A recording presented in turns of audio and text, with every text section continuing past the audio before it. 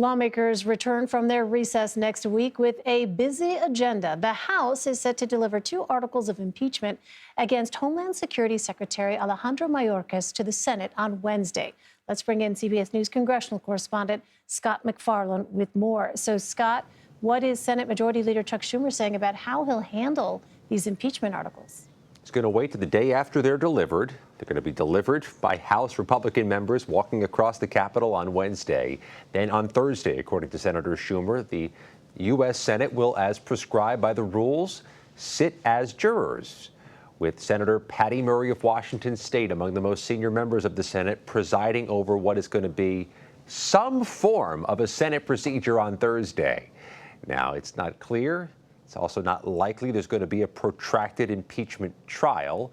This impeachment effort against Homeland Security Secretary Alejandro Mayorkas, which Republicans claim is necessary because they believe he's breached the public's trust and has failed to follow immigration law or enforce immigration law. This effort is destined for a dead end in the Democratic-controlled U.S. Senate. Here's an excerpt from Senator Schumer's letters to his colleagues today saying they will receive the managers, the impeachment managers, as they present the articles of Secretary Mayorkas to the Senate.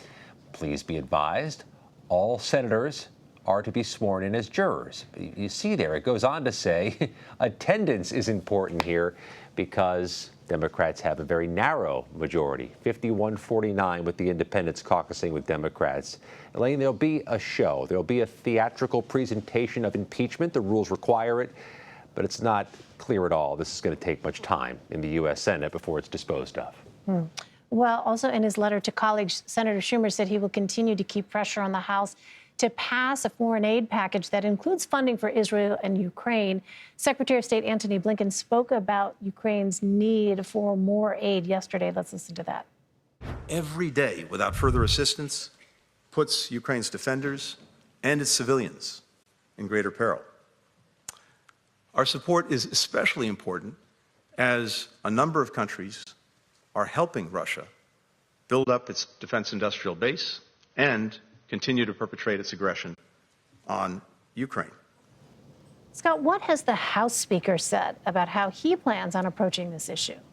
That Republicans in the U.S. House will come up with their own path and their own plan for funding Israel and funding Ukraine. He has flirted with this idea of making all the money for Ukraine a loan instead of emergency aid. And there's no indication Ukraine could repay a loan, so it may be emergency aid either way, no matter what you call it.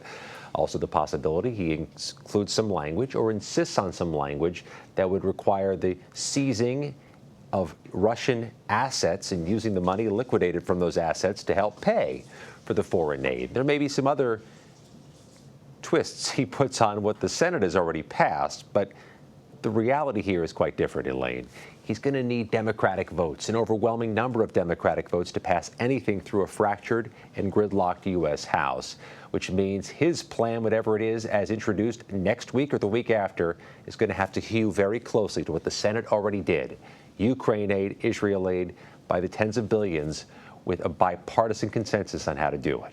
Scott, you've also been closely tracking the January 6th cases. The Justice Department has just hit a milestone. The 500th Capitol riot defendant has been sentenced to prison. Where do things go from here? It is the largest criminal prosecution in American history, Elaine, and there are hundreds more cases still active, and arrests are still likely. More of them, even though we're 3 years past. There have been more arrests just this week, including a Texas man accused of being a Proud Boy and amid the mob that day. There are also trials scheduled for some important timelines. There's going to be a trial, Elaine, during the week of the Republican National Convention, in which January 6th might be mentioned. There are trials all the way through Election Day. The big overarching question here is, what happens in January? If Donald Trump wins the presidency back, does he put an end to these prosecutions? If he loses, these prosecutions could go on for years still. So many open questions. Scott MacFarlane tracking it all from Washington for us. Scott, thank you. Thank you.